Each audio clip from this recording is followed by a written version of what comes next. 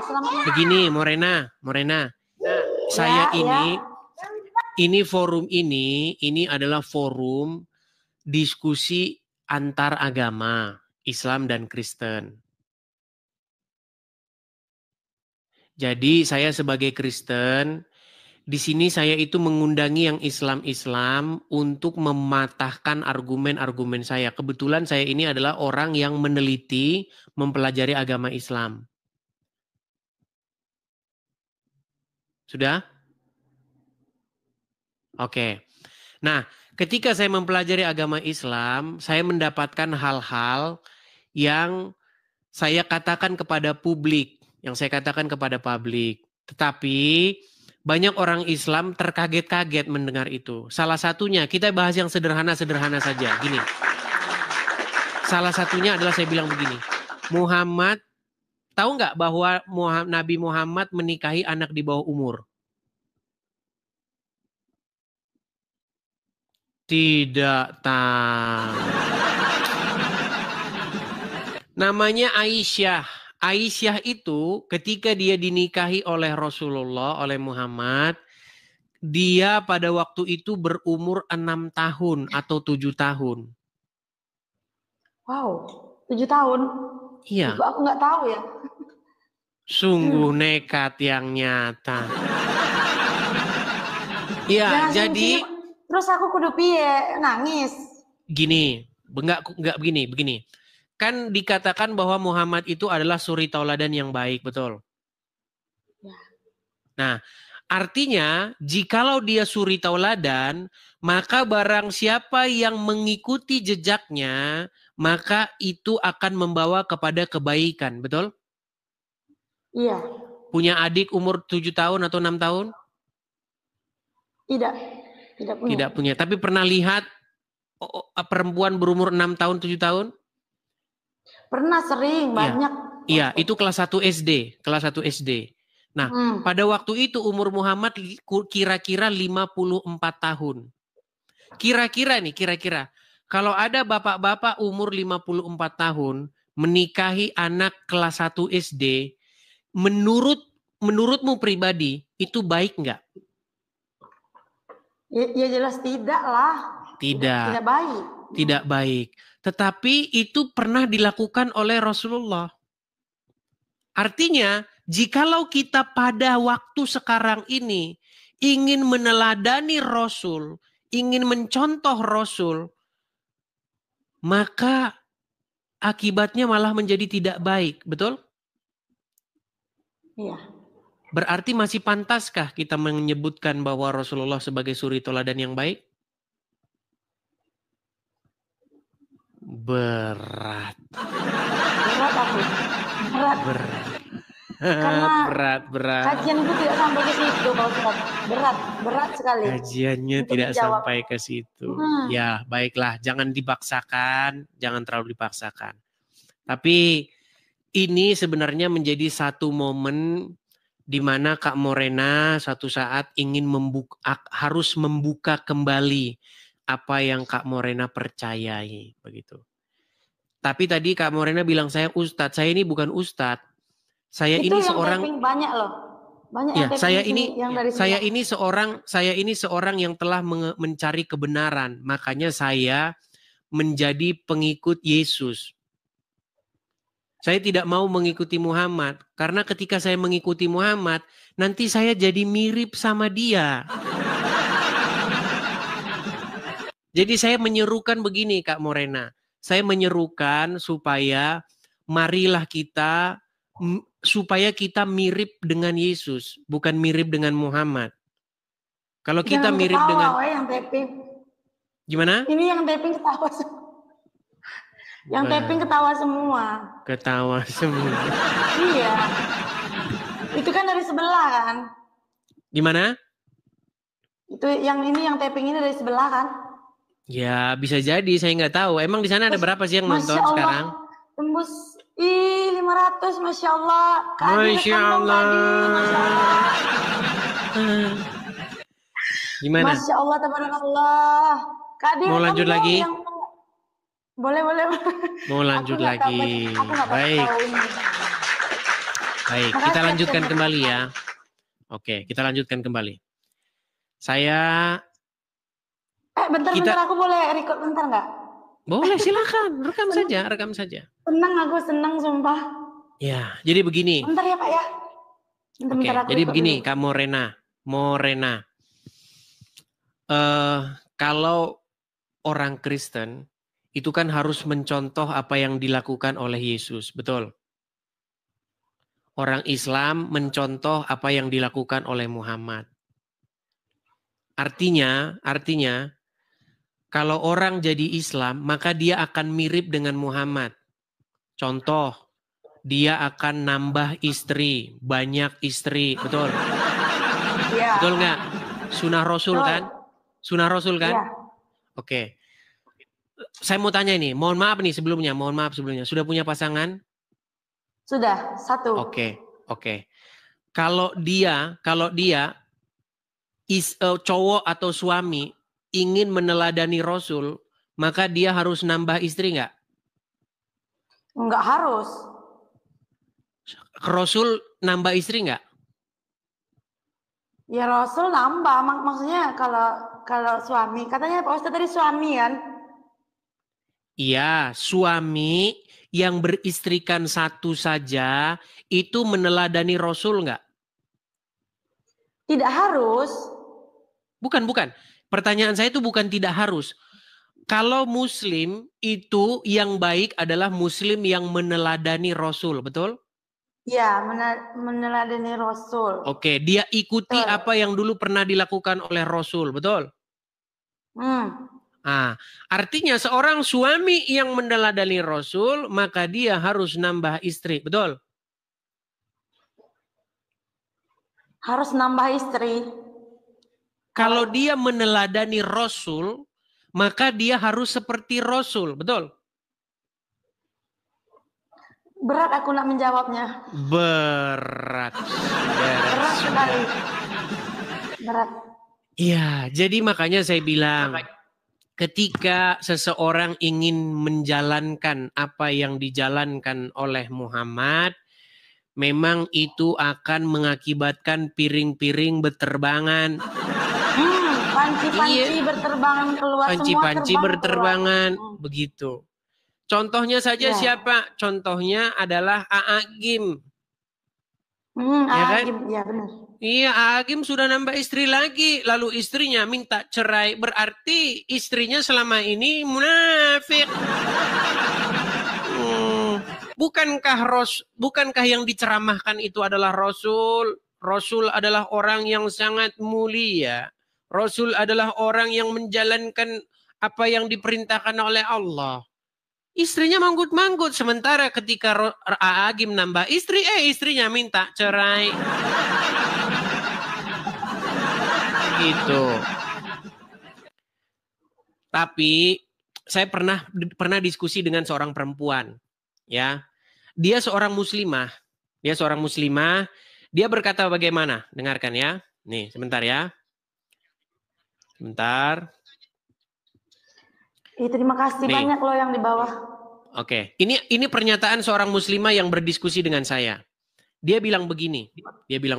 Perhatikan ya. Nih, perhatikan. Berarti kak dia nggak sepakat dengan poligami. Enggak. Karena aku bukan hidup di zaman Nabi. Karena bagi aku poligami itu waktu zaman dulu, kenapa adanya poligami? Karena mereka ngebantu janda yang nggak mampu.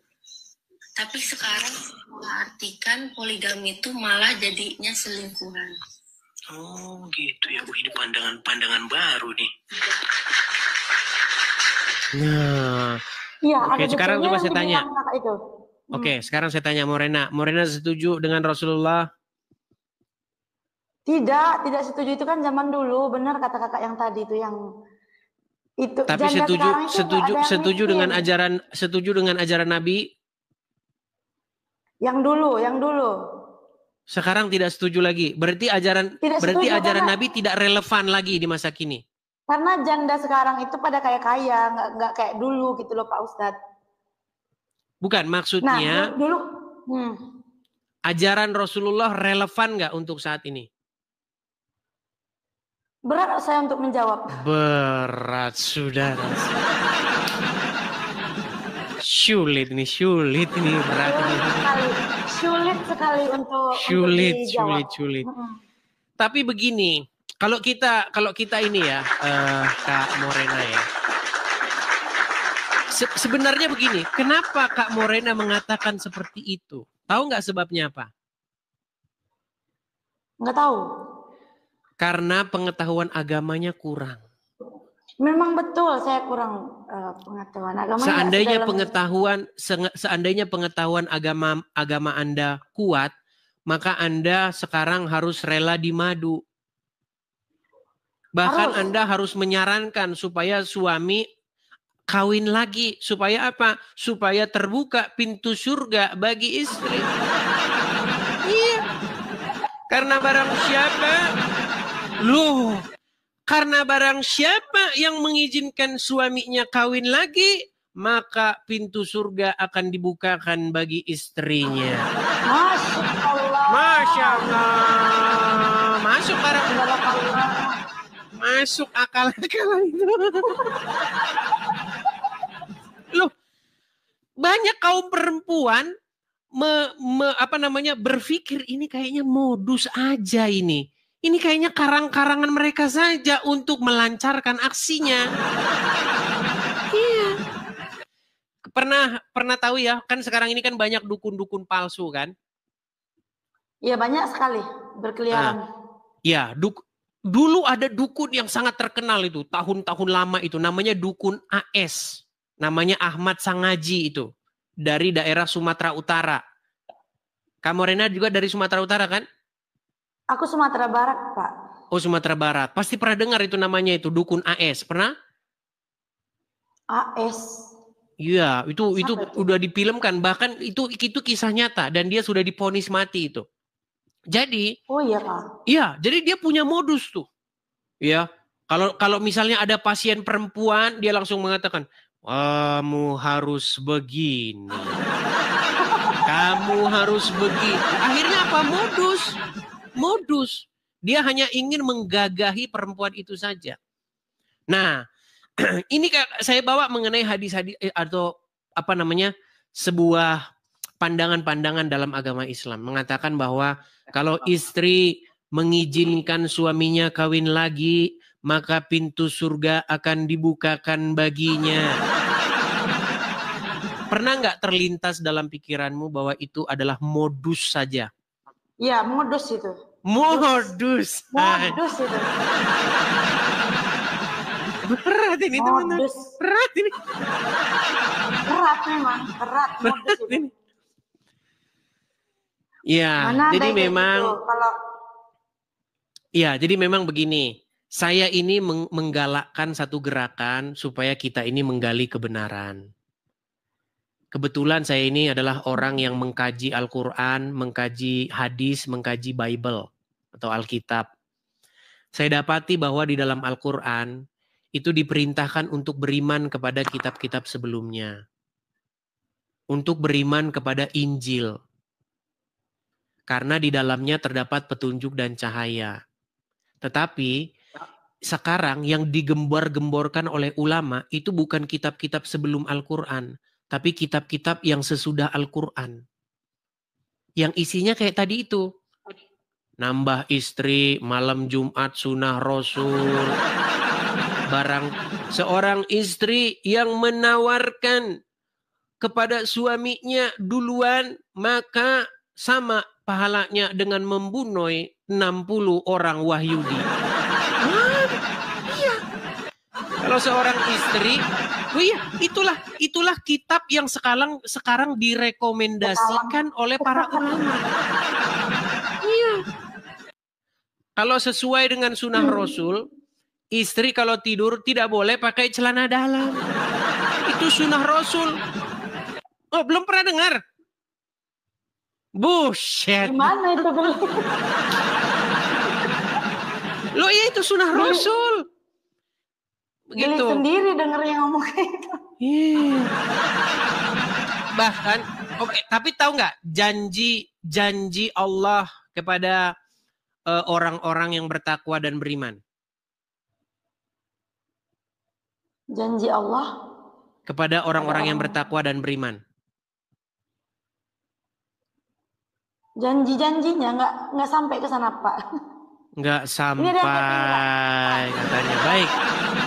Ini ada salah satu video, ini sangat viral sekali, ya. Video ini sangat sebentar ya, sangat viral dan ini dikatakan oleh seorang ustadz. Coba ya, coba dengarkan ya. Nih. Tapi kata Rasulullah, kesibukan para lelaki nanti di dalam surga.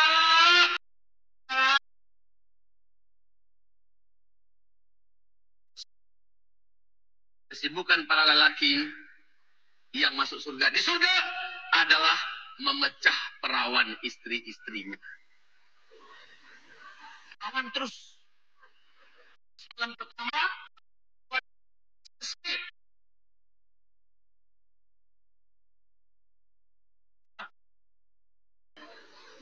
bagusnya ibu-ibu gak ikut dengar pengajian ini. Ini khusus bapak-bapak. Kata Rasulullah, maaf ini hadisnya sahih. Tolong baca nanti dalam kitab Tamasya ke Surga oleh Syekh Ibnu Qayyim Al-Jauziyah. Judul aslinya adalah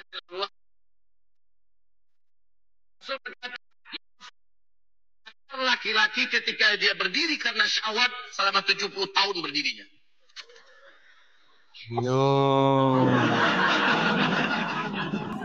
Gitu. Makanya memang seperti itulah ajaran agama Islam. Begitu. Nah, kalau kita silakan.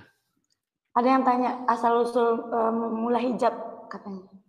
Asal usul hijab. Nah, ini kan Kak Morena kan memakai hijab. Sebenarnya hijab itu asal usulnya adalah seragam untuk buang air besar. Yang dimaksud seragam buang air besar itu gimana ya, Pak? Jadi gini. Sebenarnya pengertian hijab itu bukan penutup kepala. Jadi? Hijab itu penutup dada. Makanya gini, dulu perempuan-perempuan itu tidak pakai penutup dada, mohon maaf. Kalau misalnya kita pergi ke pedalaman-pedalaman Afrika, pedalaman-pedalaman, itu masih banyak perempuan-perempuan yang tidak pakai penutup dada. Iya, iya. Nah, dulu wanita-wanita di Arab, itu mereka tidak pakai penutup dada. Sekarang pun masih ada kan, Pak ya? Nah, karena dulu mereka itu ketika buang air besar, Umar bin Khattab melihat. Umar bin Khattab punya ide untuk membedakan antara orang-orang perempuan muslimah dengan para budak, maka seorang perempuan muslimah itu harus pakai hijab. Hijab itu sebenarnya penutup dada saja. Kepala nggak usah, makanya pada sebelum tahun 2000 jarang ada perempuan pakai hijab, pakai penutup kepala. Coba pernah lihat foto-foto masa lalu, foto kakek, nenek, ibu, pernah lihat? Enggak ada nenek, enggak ada kakek. Ibu pernah lihat foto-foto zaman dulu? Pernah lihat? Juga. Enggak. Tidak ada juga. Kalau dicek pasti mereka itu tidak pakai penutup hijab yang sekarang ini. Model sekarang.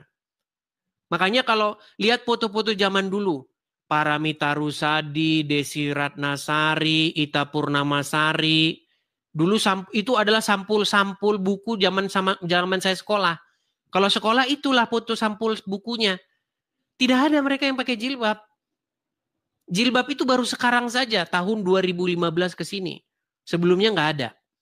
Nah, mengenai asal-usul jilbab, itu sebenarnya itu adalah idenya Umar ibnu Khattab. Pernah dengar Umar ibnu Khattab? Pernah. Nah, dia menyarankan, nih saya bacakan hadisnya ya. Ya. Saya tunjukkan.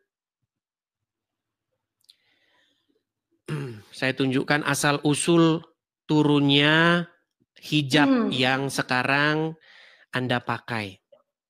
Perhatikan ya. Nih, Umar itu menjadi sebab. Saya balikkan kamera saya. Nih, saya tunjukkan. Ya, oke ya, kelihatan ya. Umar menjadi sebab turunnya ayat ini. Ini dari website Islam. Seperti diriwayatkan dalam Sahih Bukhari, Ummul Mukminin Aisyah, Umar bin Khattab pernah berkata, Rasulullah, pasanglah hijab kepada istri-istrimu. Namun, sebentar saya hilangkan dulu iklannya ya, sebentar. Nih, kelihatan ya? Halo? Jangan keluar dari aplikasi. Nanti terpental. Morena? Jangan keluar dari aplikasi, nanti terpental. Nih, Umar bin Khattab pernah berkata, Rasulullah, pasanglah hijab kepada istri-istrimu. Namun Rasulullah tidak melakukannya. Jangan keluar dari aplikasi, Morena, nanti terpental. Enggak. Oke, saya bacakan. Saya lanjutkan lagi sebentar. Ini ada banyak iklannya ya. Sebentar, saya bacakan lagi. Jangan keluar dari aplikasi, nanti terpental. Lihat ya. Pada suatu malam, waktu Isya, Saudah binti Zam'ah, istri Rasulullah, keluar untuk buang air besar, BAB. Dan Saudah adalah seorang yang dikenal oleh Umar. Oke? Bentar, saya hilangin lagi iklannya. Lalu Umar berseru kepadanya, sungguh aku mengenalmu, wahai Saudah. Umar mengucapkan demikian dengan harapan ingin agar ayat hijab diturunkan. Oke? Setelah itu Umar kembali mendatangi Rasulullah lalu berkata, ya Rasulullah, yang datang kepada engkau ada orang yang baik, ada orang yang jahat. Sebaiknya, iklan ini sebentar. Sebaiknya umat hatul mukminin diperintahkan untuk menggunakan hijab. Maka turunlah firman Allah. Nih. Maka turunlah firman Allah. Hai istri-istri Nabi, kamu sekalian tidaklah seperti wanita yang lain. Jika kamu bertakwa, maka janganlah kamu tunduk dalam berbicara sehingga berkeinginanlah orang yang iklan terus. Intinya seperti itu. Morena. Jadi ayat hijab itu turun karena ide dari Umar ibnu Khattab. Jadi Umar ibnu Khattab menganjurkan kepada Muhammad agar perempuan-perempuan itu memakai hijab. Kemudian Muhammad menyetujuinya, lalu turunlah ayat Al-Quran. Makanya di dalam sebuah buku yang ditulis oleh seorang profesor doktor Sumanto Al-Qurtubi, dia seorang pengajar dosen di salah satu universitas di Arab Saudi. Ya, dia mengajar agama Islam. Dia mengatakan bahwa Umar bin Khattab dan Nabi Muhammad bersekongkol membuat ayat Al-Quran. Ya. Bahkan Umar bin Khattab berkata, ada 3 pendapatku yang disetujui oleh Allah. Itu ada dalam sebuah hadis. Nah, saya tunjukkan lagi hadisnya. Kalau saya ngomong saya tidak ini ya. Nih ya, 3 hal disetujui Allah pendapat Umar. Nih, saya tunjukkan ya. Kita kalau ngomong nggak asal-asalan ya teman-teman muslim ya. Nih. Kita kalau ngomong selalu ada dalilnya. Perhatikan. Nih, 3 pendapat Umar bin Khattab disetujui oleh Al-Quran. Ini websitenya nih. Ini website muslim. Umar bin Khattab dijuluki sebagai dengan nama Al-Faruq. Ya, dan seterusnya nih. Nih, itulah sebabnya Rasulullah selalu mempertimbangkan pendapat Umar bin Khattab. Makanya ada sebuah hadis yang mengatakan bahwa 3 pendapat Umar bin Khattab itu menjadi ayat Al-Quran. Disetujui oleh Muhammad sehingga menjadilah ayat Al-Quran. Itu. Ya, ada 3. Nih, berkewajiban hijab bagi muslim. Umar bin Khattab pernah berkata kepada Rasulullah, pasangkanlah hijab untuk istri-istrimu wahai Rasulullah, karena yang datang pada Anda ada orang baik dan ada orang jahat. Nih, akhirnya turunlah ayat hijab. Tapi ketika itu pertama Rasulullah nggak mau. Pertama Rasulullah belum memerintahkan istri-istrinya untuk berhijab. Sampai akhirnya pendapat Umar bin Khattab itu disetujui oleh Allah, akhirlah jadilah ayat Al-Quran. Makanya kesimpulan dari Sumanto Al-Qurtubi bahwa Muhammad dan Umar bin Khattab mereka berdua bermufakat seperti DPR begitu. Mereka mengajukan ayat, kemudian akhirnya ayatnya jadilah ayat Al-Quran. Begitu Kak Morena. Asal usul hijab. Nah, kalau kita bandingkan ya dengan apa yang diajar, saya mau tanya dulu, Kak Morena, banyak nggak orang berhijab, tetapi mohon maaf, dia berhijab nih, tetapi zina jalan terus, banyak nggak? Zina. Halo? Sudah mulai macet-macet dia teman-teman. Nampaknya ada sesuatu. Kak Morena, ada yang nelfon. Coba ditolak dulu begitu. Ini lagi seru nih, lagi rame nonton gitu. 16.000 orang di sini yang nonton. Di sini yang nonton 16.000 orang. Di sana yang nonton berapa? Di sini 1K. 1K. Sebelumnya kalau live berapa yang nonton? Tadi. Sebelumnya kalau live yang nonton berapa? Bagaimana?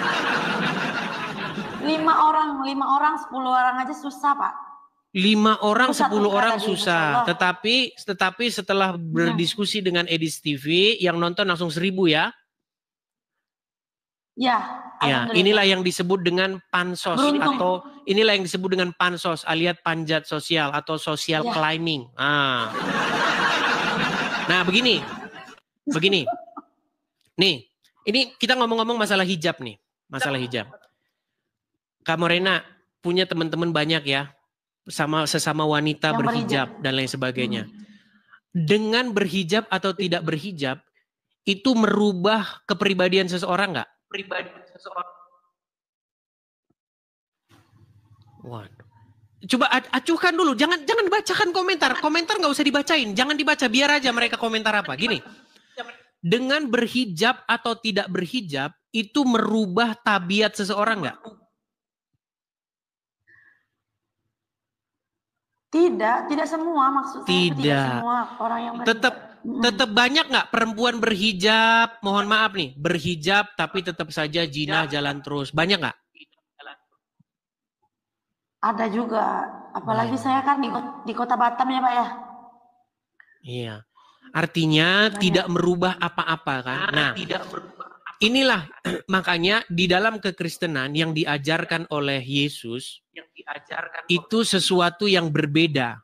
Yang diajarkan di dalam Bible, di dalam Injil, itu yang dirubah itu bukan penampilan. Yang dirubah itu bukan hal-hal yang bersifat fisik. Tapi bagaimana merubah hatinya. Seperti itu.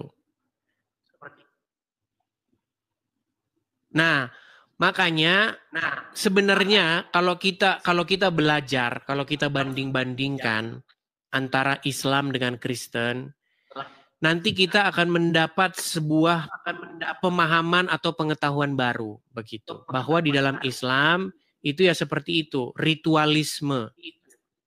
Begini, kemudian begini, begitu. Kemudian tangannya begini. Betul? Betul? Kalau tangannya begini biar nggak Pak? Tangannya begini biar nggak Pak?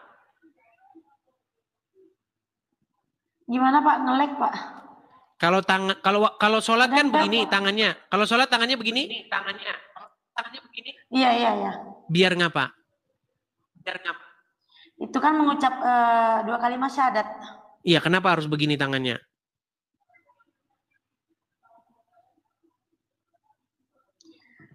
Ya harus begitu Pak, karena kan kalau mengucap 2 kalimat syahadat itu harus menunjuk gitu. Terus kalau begini biar ngapa tangannya? Begini. Kenapa tangannya begini? Kenapa tangannya begini? Allahu Akbar. Mengucap Iya, Allahu kenapa Akbar. begini? Kenapa nggak begini? Kenapa harus begini? Ya itu yang diajarkan tuh begini Pak, bukan begini-begini.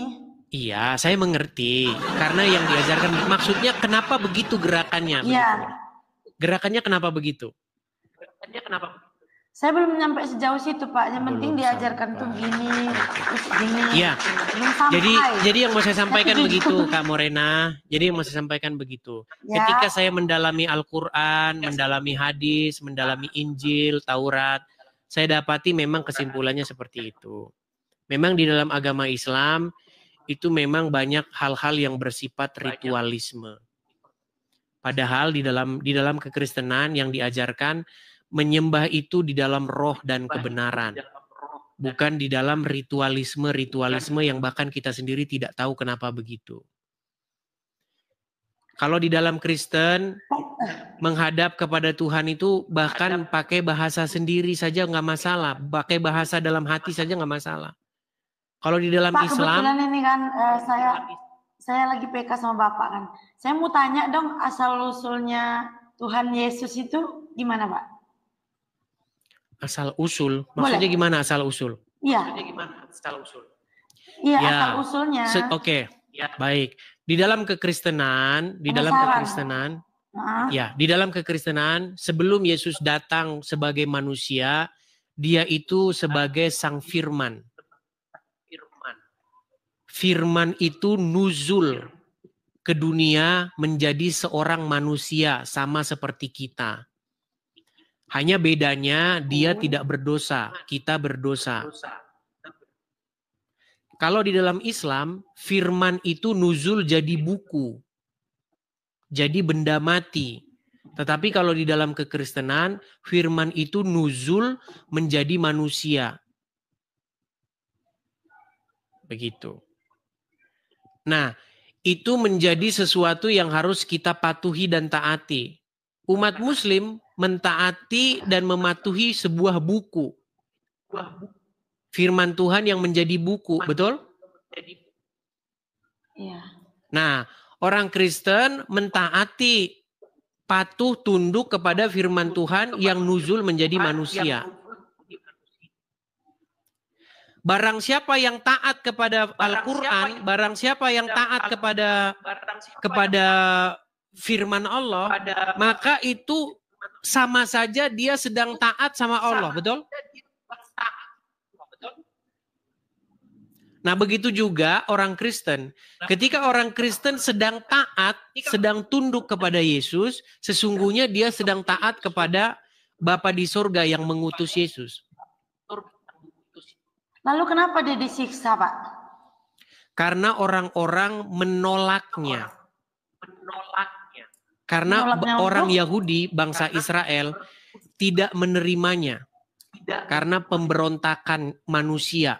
Manusia memberontak terhadap kebenaran itu.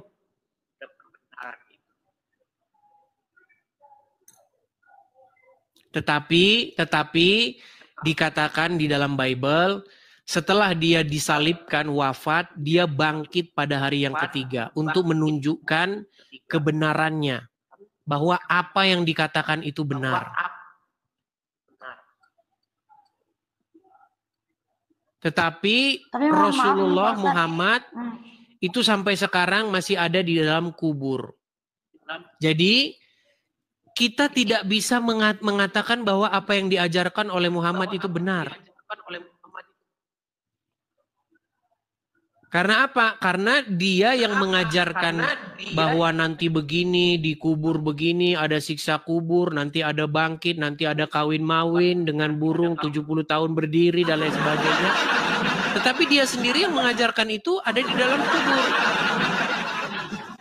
Begitu. Nah, sementara berbeda dengan apa yang diajarkan oleh Tuhan Yesus. Makanya kalau kita mau memilih lebihlah benar, bukan lebihlah benar, benarlah apa yang diajarkan oleh Tuhan Yesus. Tetapi yang diajarkan oleh Muhammad itu salah. Pak, mohon maaf Pak, itu kenapa dia tidak memakai baju di saat disiksa orang? Kenapa dia hanya memakai, mohon maaf, dalaman saja gitu? Itu Ya kenapa Pak? karena oleh orang-orang itu, oleh orang-orang tersebut yang menyalibkan itu memang diperlakukan seperti itu. Sebegitu kejamnya ya? Iya, orang-orang itu yang memperlakukan dia. Tetapi Yesus tidak berhenti di situ saja. Dia bangkit mengalahkan maut. Nah, sekarang pertanyaan saya, apakah Rasulullah di dalam kubur pakai baju? Tidak, dia hanya memakai kain kafan. Nah, mau mengikuti yang sampai sekarang masih pakai kain kafan atau mau mengikuti yang naik ke surga?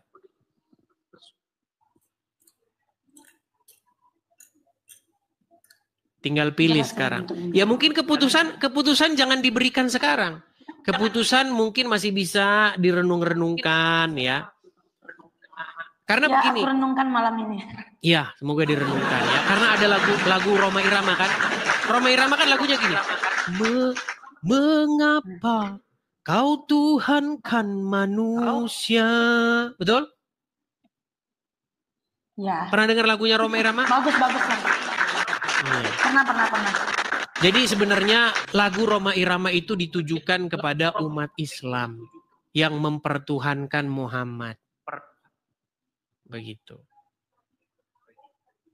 Mengapa kau menuhankan benda? Hai umat Islam. Mengapa kau berseru-seru kepada Muhammad? Mengapa kau menciumi Hajar Aswad? Iya. Betul nggak? Umat Muslim berseru-seru kepada Rasulullah. Betul nggak? Betul nggak? Berseru-seru. Iya. Dalam arti berseru-seru itu bagaimana ya Pak? Bukankah kalian berseru-seru ya Rasulullah? Ya Rasulullah. Bener nggak? Ya Rasulullah. Oh, meminta gitu. Oh iya. Betul? Betul. Di mana sekarang Rasulullah? Nggak tahu di mana. Bukankah dia di kuburnya di Madinah? Nanti tak pelajarin nanti Pak. Belajar lagi. Ya, belajar lagi lah ya. Oke, saya rasa begitu saja ya. Aku banyak nggak pandai menjawab. Iya Pak, makasih banyak. Oke, saya rasa begitu saja. Kita lanjutkan lagi besok-besok. Terima kasih. Mohon maaf ya Pak ya kalau ada salah-salah kata. Saya juga mohon maaf kalau ada kata-kata yang salah. Semoga diskusi malam hari ini membawa satu perubahan untuk mencari sesuatu yang benar. Oke? Ya aku banyak yang nggak bisa menjawab karena grogi juga ya Pak ya, karena baru pertama juga kan, tiba-tiba masuk. Bahkan saya pernah mengatakan begini, bahkan saya pernah mengatakan begini Kak Morena, alasan seseorang masih Islam itu karena dia tidak mengerti agama Islam. Seandainya dia belajar agama Islam, maka dia akan meninggalkannya. Oke, saya turunkan. Selamat malam. Selamat malam. Iya. Ya, seperti itulah ya teman-teman ya. Kalau Anda katakan saya bohong, kalau Anda katakan saya berlebih-lebihan, yang saya dapati kayak begitu gimana? Masakan saya harus mengatakan sesuatu yang tidak saya dapati atau saya alami sendiri? Ketika saya berdiskusi dengan seorang Muslim tentang agama Islam, saya mendapati hampir semuanya seperti itu. Karena mereka tidak tahu apa yang mereka imani. Seperti itu. Hanya turunan saja. Begitu ya.